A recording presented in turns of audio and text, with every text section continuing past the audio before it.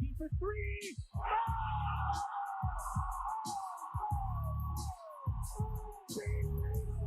Taylor's going to finish it. Watford for the win. Yes! Yes! What's going on, y'all? Michael Beats here coming to you from the Sports Corner. We are back after a very fun weekend. I mean, I had a blast this weekend, y'all, and I hope y'all did too. I went to the Royal Rumble. It was a fucking lifelong dream of mine to go to the Royal Rumble. I mean, as a professional wrestling fan, there's 3 big pay-per-views you want to go to in your lifetime. WrestleMania, the Royal Rumble, SummerSlam, Survivor Series as well. So I lied. 4 big pay-per-views you want to go in your lifetime. And I have officially checked one off the bucket list. Me, my woman, my brother Hardy and his wifey, we all went. We rumbled. I was pleased, very fucking pleased with the results. Ronda Rousey, surprise appearance. It was amazing. She won the Royal Rumble. Brock Lesnar won the Royal Rumble. I mean, it was everything you could ask for. I mean, it was a road trip that we took. It was an easy trip, honestly. It's very boring driving to St. Louis from Indianapolis, not going to lie. But all in all, what I did learn from St. Louis was that, one, the stadium sucks. The Dome of America, like, what is going on, y'all? Like, y'all lost the Rams and just said, fuck it. I mean, obviously. Or this is why the Rams left, because y'all said, fuck it. Like, I don't really know what was going on there. It gave me old RCA Dome vibes, but also at the same time, it was like, what the fuck? This place is kind of garbage. Like the club level, the club level reminded me of like some 1930s Titanic shit. Like, I'm not even gonna lie to you. Like, you could tell the Dome of America is a sinking fucking ship. Literally. Not figuratively, literally. They need a fucking professional team. I've never seen so many hockey fans in my fucking life. I'm not hating on hockey, y'all, but it's like literally the one sport I've only watched through Disney movies, like fucking The Mighty Ducks, through Miracle. I mean, I don't turn on ESPN. I don't turn on the television and say, let me watch some fucking hockey. So we're in St. Louis and we're at this bar and I read the sign. It says buckets, $18, Bud Light, Budweiser during Blues games. And I'm looking at the TV and I see that Flyers shirt and I'm like, isn't that the Flyers? Like, I thought it was Philadelphia Flyers. That's what it looked like. And I was like, I don't know. And then I was like, no, they're the Blues. St. Louis Blues, St. Louis Flyers. I don't fucking know. I didn't say it out loud. I just thought it for a very, very long time. And then I got home and I finally realized I was right the whole fucking time. Who would have known? And also, you get 6 beers for $18 in a bucket. Don't do that in Indiana. And they also sell beer at the gas station for $1.29. Who would have fucking thought? I'm not a big drinker, y'all, obviously. I'm just saying, like, I don't know what's going on there. And then at the Dome of Americas, though, one more thing about the Dome of Americas. How the fuck beer at Dome of America is going to be $9 and beer at Lucas Oil Stadium is going to be $8? Where's the fucking logic? Like, how? Lucas Oil Stadium, like, it's way more expensive, you would think. But nah, the Dome of America and their dirty-ass seats and shit, and yeah, it's more expensive. So, also at the Rumble, there's always like these surprise celebrity guest appearances. And the surprise celebrity guest that wasn't really a surprise because it's been a build for like the last month was Johnny Knoxville, right?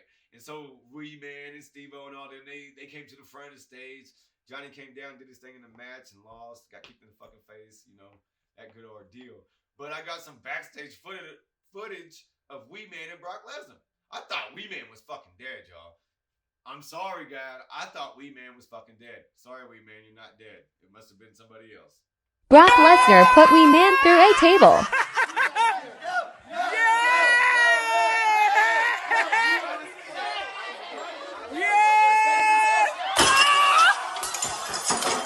So, yeah. And then you got this interview with Steve-O and Johnny Knoxville. Check this fucking interview out, y'all. You guys are a lot older now. How did that affect the way that you shot Jackass 4 compared to the first few films? It didn't really change anything. Yeah, it didn't change anything about shooting. It just meant more trips to the hospital because it takes so much less to break our bones and knock us unconscious now. Yeah, more painkillers. No painkillers No. for this guy. I didn't take any painkillers either. You know, I never took a painkiller for pain.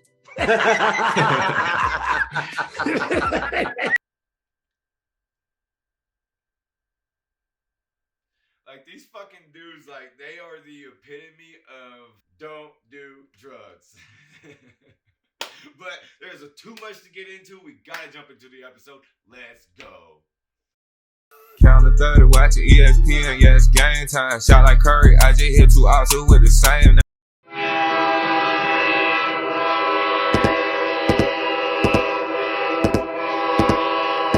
Welcome to Breaking News. I had to light it up because, man, there's been a lot of shit going down. So, first up, Cincinnati punches its first ticket to the Super Bowl since 1988. McPherson. And Cincinnati is heading to the Super Bowl. He called it again, I'm sure. He walked up and he goes, "Can you believe, Coach? We're going to the Super Bowl." And they did it. They beat Mahomes at home. Wow, Joe Burrow. No way. Only 2 quarterbacks have won an FBS national title game and a Super Bowl. And that's Joe Namath and Joe Montana, and Joe Burrow's trying to be the 3rd. This is so awesome. How happy are you, Dad? Oh my God. Wow. Joe Burrow and company did their fucking thing. They slayed the Giant. They slayed Patrick Mahomes, Patty Mahomes boy. They did it. They did what no other team could fucking do for the last 3 years. So, yes, I lost in my pick, but I'm kind of glad because it's a fresh face in the Super Bowl. Joey B's got a lot of heat. Like, people love this man. He's going to be man of the fucking year next year. Mark my words, Joe Burrow, man of the year. It's coming. I know it. Especially if they win the Super Bowl. It ain't even going to be next year. It's going to be this year. I mean, look at this shit. Like, he got this shit with The Rock. Joey B is a cool-ass dude. He even got The Rock hanging on his jack. Check this shit out, right? Just 2 badass dudes with a strong drip game and big football dreams. One is going to the Super Bowl and preparing to cement his gridiron legacy. The other is only famous for rocking a fanny pack and a fucked up haircut. The Rock is a clown-ass dude, but I'm just telling y'all The Rock's a fucking bandwagoner too. Get the goddamn fucking transfer application out for The Rock. Rock, go ahead and put it in, Dwayne. Put that shit in, buddy, because you are not a Bengals fan, and don't sit here and act like you a fucking Bengals fan. The Bengals ain't been nobody's favorite team for fucking 20 plus years other than fucking Cody Dudley that I know from the fucking Army. That's the only person I've ever known in my lifetime to like the fucking Bengals. Don't nobody like the Bengals. The Bengals are bums. They've always been bums, but they've changed their ways now. No more Marvin Lewis. They got a new coach. They got Joey B. I mean, Joey B rocks diamond studs. I mean, damn, Joey B rocks real gold, real diamonds. Joey B said, "Oh wait, I make too much money, man. I make too much money to wear broke shit." Joey B, you see this right here? This is $1.95 at the spiritual store. I wear broke shit. But I'm not going to root for the Cincinnati Bengals because if I root for them, they're probably going to lose. Because all my teams have lost. It's just what happens with my teams in the NFL. Colts, we'll talk about y'all later. What's the next story? Rams punched their ticket to the Super Bowl. Garoppolo under pressure. Donald got there in the air, intercepted by the Rams, and they may ride to the Super Bowl on that.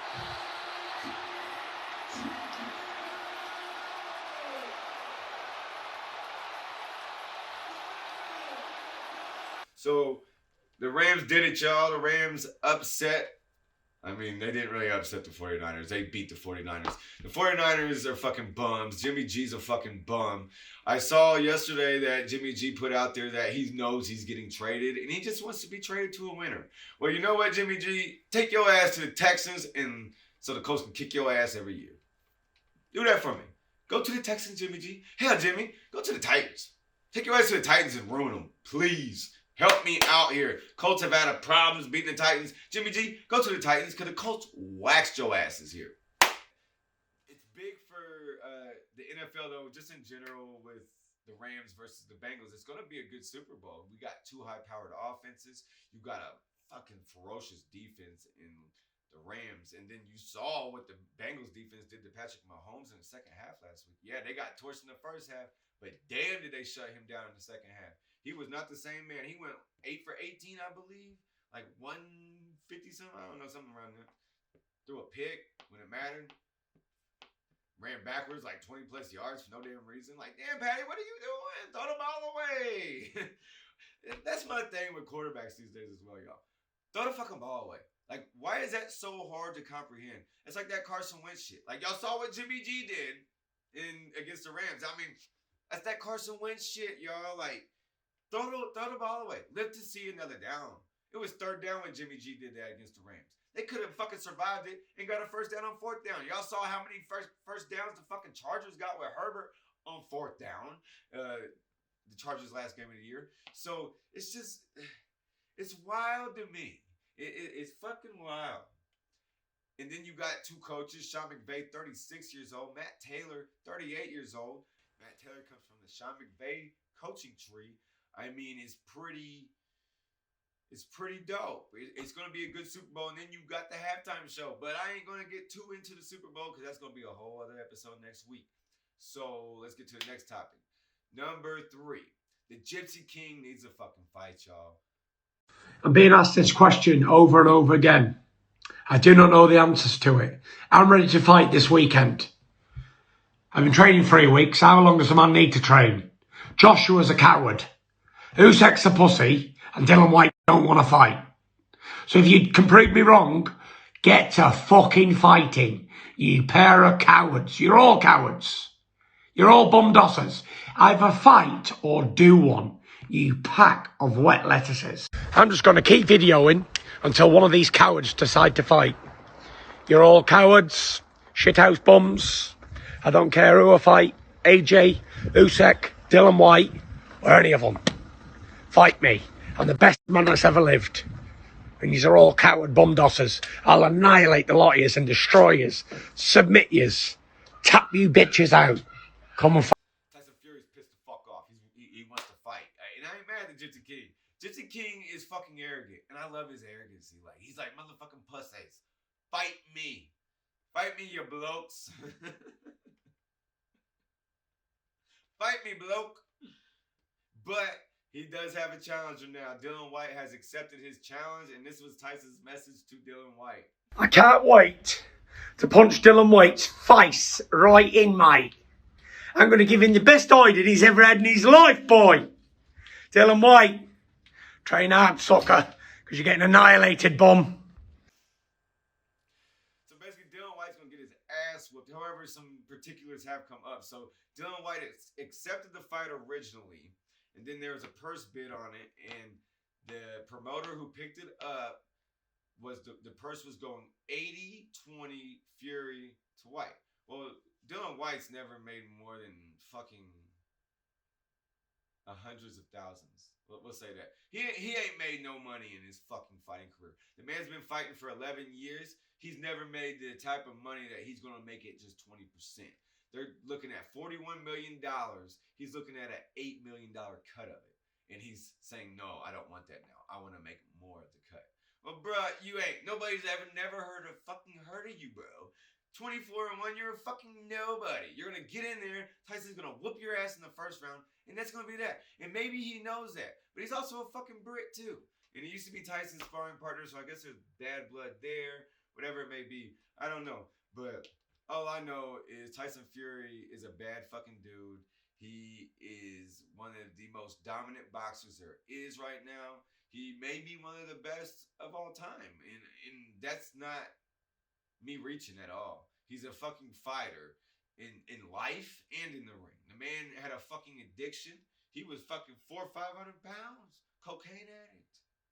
Changed his life around in less than a year. Beat fucking Deontay Wilder first time. Wilder got the draw, beat him the second time convincingly, beat him the third time convincingly. Tyson Fury is that guy. He is that man, and you should respect him. Respect boxing. Check it out more. And let's get to the next headline. Headline number 4, So a lot has gone on this week with Tom Brady. So reports were on Saturday. I'm sitting there in the bar with my man Hardy and my woman and his wife, and I look up at the TV. Breaking news: Adam Schefter reports Tom Brady retires. Well, then I'm like, damn, and Hardy instantly goes, damn, Mike, he's retiring. Tom Brady said he wouldn't do this because he didn't want to outshine Ben Roethlisberger's retirement. He didn't want to outshine the playoffs. He didn't want to do that. He just wanted to keep it to himself, and he would announce it after the season was over with. Well, that was a fucking lie. That obviously didn't happen. Adam Schefter obviously got the drop on something. Probably Bill Belichick told Adam Schefter. Adam Schefter broke the fucking news. Just saying, that's just how shit goes. Bill Belichick is Bill Belichick. But yeah, so then Brady comes out and Brady says that he didn't say this, basically. I didn't report this to nobody. His family comes out, they say it. So the report gets refuted, and then it gets refuted and rebuked. And then yesterday, Tom comes out and says, okay, I retired. Okay, so basically Tom just wanted to go out on his own accolades. And I just wanted to share this video with Tom right now. I didn't have an easy experience. I didn't come in as a top-rated recruit. I didn't come in with the opportunity to play right away. I had to earn it. And you know what the greatest honor I've ever received as a player is? In my 4th year and my 5th year, I was named team captain. That, to this day, is the single greatest achievement I've ever had as a football player. Because the men in this room chose me to lead their team. These were the guys that knew that I liked to work, that knew that I loved football, that knew that I loved to play. And all the lessons that I learned here on State Street and in the big house, that's still what I bring to practice today. And after 14 years, I love the game more than I've ever loved it. But where did I learn the love for the game? Where did I learn to practice? Where did I learn to compete? It was sitting in the same chairs that you guys are sitting in today. I don't fuck with Brady. I really don't. And I don't say that in a bad way. I don't mean to be a dick about it. I've loved to hate the man. He's a Hall of Famer. I respect him. He's ruined so many fucking playoffs for me. He was fun to hate. He made football fun. I'll say this about Tom Brady. He made football fun for me in the aspect that he was my opponent. I never got to feel what it felt like to be a fan of Tom Brady. I still didn't in Tampa Bay. Nah. I won't. Jersey don't change the man to me. He's still that same asshole he was in New England. Fuck him. He's still a New England Patriot to me. You know what I mean? But there is that respect factor there. I do respect that, man. I respect football. I respect greatness, and he is an all-time great. I mean, look at all the rings. He got the rings to prove it. You can't. There's nothing bad I can say about a man who's got that going on for him. There isn't. There really isn't. Unless you're Robert Horry and you're shooting threes at the last second. I'm just kidding, Robert Horry. I'm just kidding, bruh. You earned your rings. But, yeah. So it's just pretty remarkable in general, and it's a great story. But then this leads me to the last story I got for Breaking News, this Brian Flores ordeal. So if you're not aware, Brian Flores has been interviewing for jobs. And if you're not aware as well, Brian DeBole became coach of the Giants. Well, a few weeks ago, around the time that they were doing the interviews, but they hadn't interviewed Brian Flores yet, Bill Belichick texted Brian Flores on accident because he has his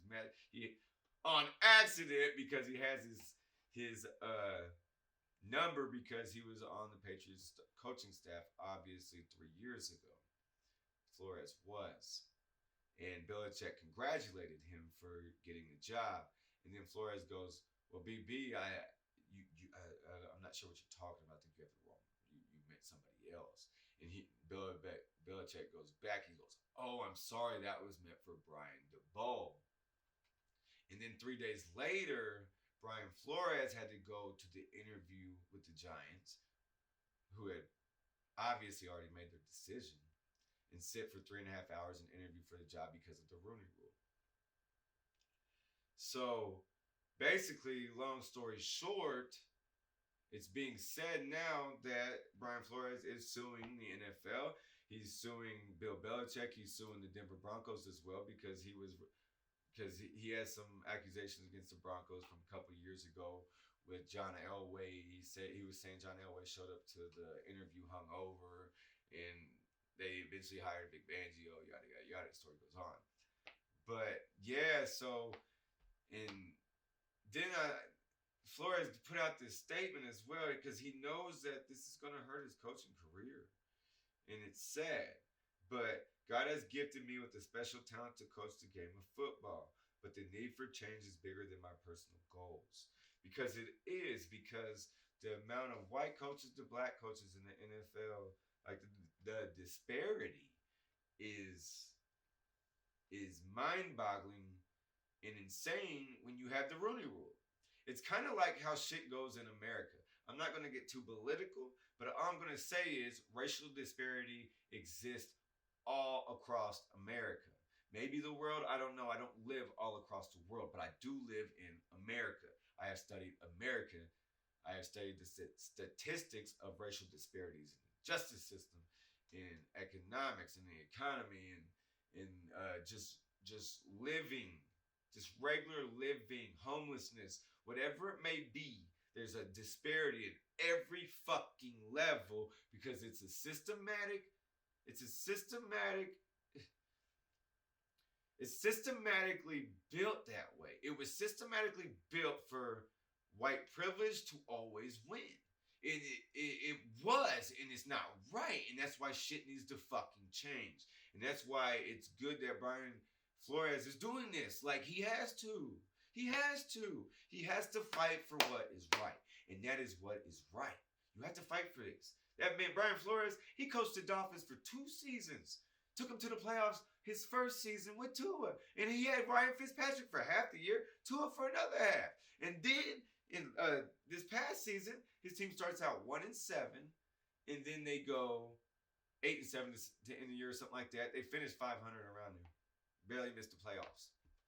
And then word is on the street that in 2020, when he took over the team, Stephen Ross, the owner, GM, whatever the fuck he is of the Dolphins, offered Flores $100,000 a game to lose. You hired him to be a winning football coach, but actually you hired him to be a losing football coach. Why do you choose the black man to be the fall guy? Why don't you go choose Vic Fangio? Why don't you go Vic Fangio was... Why don't you go choose fucking Chuck Pagano to do that fucking job and be the fall guy? Why? You don't want to hurt Pagano's record? Why? You want to hurt Flores though, right? You want to bring him down? You want to bring him below a notch? It's all a fucking conspiracy game. Robert Kraft, Mr. I want to get my booty rubbed on by the Chinese. This motherfucker, it starts with him, Jerry Jones, all them owners. Then you got Belichick right there too. He right there. And what it is Flores comes from that tree. And Flores can't be better than... Flores showed the Patriots up the last 2 years. I don't know the record. I don't know what it was. But I know he beat them. He beat them a few times. And Belichick didn't like that shit.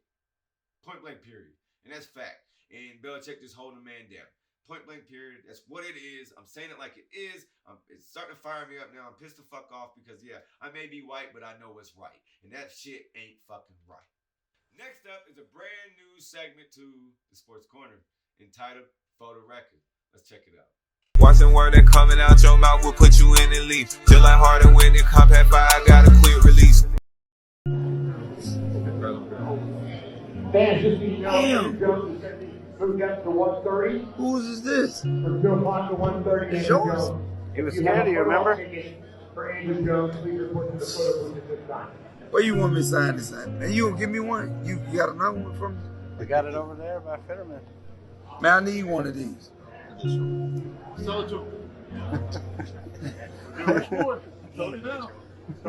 Well, where you want it? Up top? When Mike was younger, who did he want to be like? Who did he aspire to be? I wanted to be... No, it's interesting is that I didn't want to be like Muhammad Ali because where I came from, Muhammad Ali didn't come from the world I came from. I came from filth and scum and sewage. So I wanted to be mean like Sonny Liston and Jack Gibson. I wanted to be ferocious. I wanted to kill you with my stare. I wasn't like Muhammad Ali. I love and respect Muhammad Ali, but Muhammad Ali is not like me. He don't come from the world I come from. Every fan is on its feet here at Miami Dolphins Stadium in Miami, Florida. Super Bowl 41 about to commence. Vinatieri on the approach, flat balls popping here in Miami. And I did stand up for the kickoff because I wanted to see those camera flash balls. I've always, seen that. I wanted to be a part of that, watch that. So I'm kind of watching that. I don't even see the ball, land in Hester's hands. And you kind of watch, all right, let's see where, 20, 30 yards, 40, 50. Oh, no, 40. He's seeing he's gone. Oh! Touchdown Bears! No way! Devin Hester, you are ridiculous. And so I'm thinking, whose idea was that to kick it to Hester? The coach was off to a rough start. His team followed his lead. And so I'm going, okay, we are really acting like we belong in this game. Intercepted by the Bears. Ooh, this has been a rugged start for the Colts. After proving wrong those who said they couldn't stop the run or the Patriots, it was time to answer the call as a dome team playing in the elements. Rain continues to fall steady here in Miami, has been all night. The Colts conquered the weather and the Bears. Sets up, steps up in the pocket, rolls away, throws one downfield. Reggie's there, got it for 20. Touchdown, Reggie Wayne. And they did so with a punishing running game. Joseph Adai and Dominic Rhodes both have been able to run the ball fairly well against the Bears defense. The joy of watching our offensive line take games over when we've been called soft and been called you can't run the ball, they're a finesse offense. That brings me joy. The vindicated defense finished it off. Intercepted by Kelvin Hayden down the sideline. I watched our defense shut up all the critics, and I love that.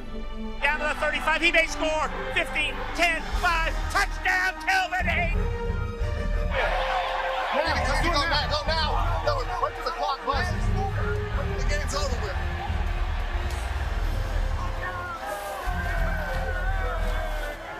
The Colts are world champions. World champions for the first time. Amidst all the chaos of so many people, somehow Dungy and I find each other, and somehow it creates this path that he and I get together and have a moment together, have a hug. We couldn't move. He and I just kind of stand there and just kind of hold each other, which felt real good, just knowing what we had just done. Weekly update. Welcome to Weekly Updates, y'all. First up, we got the Indiana Pacers. Oh, let's show some highlights. Not a lot of smiles. Here's Jackson. Really good job at drawing the defense. You see Stevenson. Jackson the catch. Jackson the basket. But if he goes left, he wants to shoot jump shots because he's just made a heck of a block coming back here to get that one. Levert coast to coast. Jackson pounds it down. Chris Duarte was selected to the Rising Stars game. So for the All-Star weekend, tune into that Friday night game. You'll see a Pacers player. Also, the young Bucks of the Pacers, Isaiah Jackson had a career night against the Clippers. They got a big dub as well. Isaiah Jackson had 26 points and 10 rebounds. And the rest of the rookies showed out as well. I mean, when the starters don't want to play, it's just kind of what you got to do. You know what I mean? Carlisle just said, fuck it, I'll finally play these guys. They got talent. Let's play them. And that's what he just needs to keep doing and trade the rest of these motherfuckers. You know what I mean? Fuck them. Fuck them all. You've seen the highlights. Isaiah Jackson has a lot of potential, a lot of talent. And it's going to be exciting to see what the future holds for the Pacers. hopefully a top 5 draft pick. That's what we're kind of hoping for right now. But they're winning too. I mean, they're not too far out. They could always get that 8th, 9th, 10th seed in the East and lose in the first round and get swept, and that's what they always do. So let's not do that and just get that top 5 pick, y'all. Next up, let's talk about the Hoosiers. So the Hoosiers are coming off 2 big wins. They destroyed Penn State. X been put up numbers again. He last 3 games after the Penn State dub, he was averaging around 17 points a game. He was doing his thing. And I told y'all before, good point guard play wins championships, even Big Ten championships. And also, they went into Maryland and got their 2nd road win of the season, a big road victory over Maryland. Beat their ass from what I saw. I didn't see the game because I was at the Royal Rumble, but I did see that they beat that ass. And the big 3 did their thing. Race Thompson did his thing. Trace did his thing. X did his thing. See, when the Hoosiers get production like this out of their stars, that's when they are incredible. That's when they can't be beaten. I'm just going to say that now.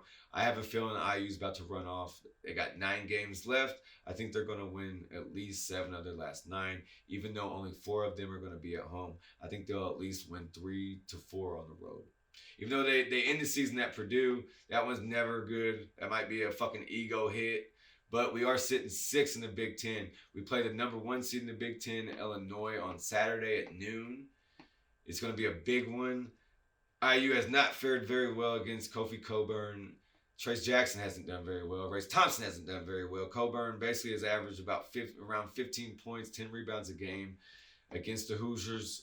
He's been a tough inside presence against us. And they always have some shooters that can fucking do some damage as well. But I think the Hoosiers got this. They just got to do what they need to do to be successful. IU has the talent. They have the coaching. They just need to execute and win the game. And last up, let's talk about the Colts. So the Colts are on a defensive coaching higher look interviewing process. You know what I mean? The Rooney Rule shit. So they got some guys out there. They have the Washington football team coach. Damn, what's his name? I done forgot his damn name. Unprofessional. All right. So you got Jim Schwartz, Gus Bradley, Joe Witt Jr., and Chris Richard. So Joe Witt Jr. is the Washington football team coach. Chris Richard is this guy up here. And then you got Jim Schwartz. And then you got Gus Bradley as well. Gus Bradley, who has been coaching the Raiders. And he also coached the Chargers for a brief stint as well. Gus Bradley doesn't run a lot of blitzes. He created that Legion of Boom in Seattle. So it's based off of cornerbacks. And the Colts don't really have great cornerback play. They got Kenny Moore, and that's about it. I mean, Xavier, you're kind of washed up, buddy. And I don't know if that'll be such a good fit. And I mean, but the Colts could also look at Brian Flores. I mean, he's going through this shit right now at the NFL, but the man can coach. He's a great defensive mind, and he's bitter. And the Colts are all about inclusion. The Colts are all about diversity, and the Colts are all about what's doing the right thing. And they could always hire Brian Flores. I haven't heard him mentioned at all because of the head coaching spots, but because of this shit that just happened yesterday, anything's on the table at this point, I think. You know what I mean? Take it for what it is. And also, before I stop with this, Jonathan Taylor was selected to the Hall of Fame. He is the youngest player ever selected to the Hall of Fame for his 2,000-yard season this season. If he doesn't win the league MVP, it's going to be complete and utter bullshit. If they give it to Rodgers or Brady. Give that shit to Jonathan Taylor. He did his fucking thing. He's in the fucking Hall of Fame because of this shit. 1 season in the Hall of Fame. I mean, what the fuck? How do you end up in Canton like that? Because the man is that fucking good. Next up, game winners. Miller with the fake and the heave. It's on line.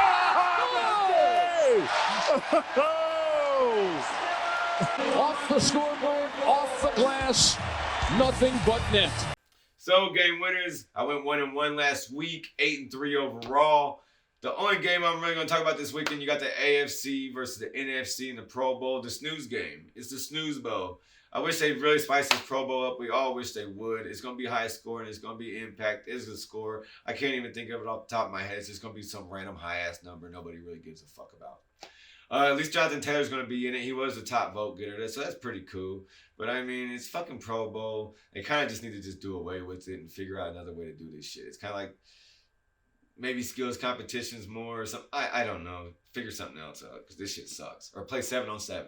7-on-7 might be cooler and do like 7-on-7 tournaments. That might be kind of cool. Do like a Pro Bowl and throughout the Pro Bowl day have 7-on-7 tournaments between 4 different teams, NFC, AFC, and do it that way. That might be decent. And do 2 different sides of the ball. That'd be cool. Thank y'all for watching the episode. I'm sorry if I went a little too long. I tried to get as much of it as I could.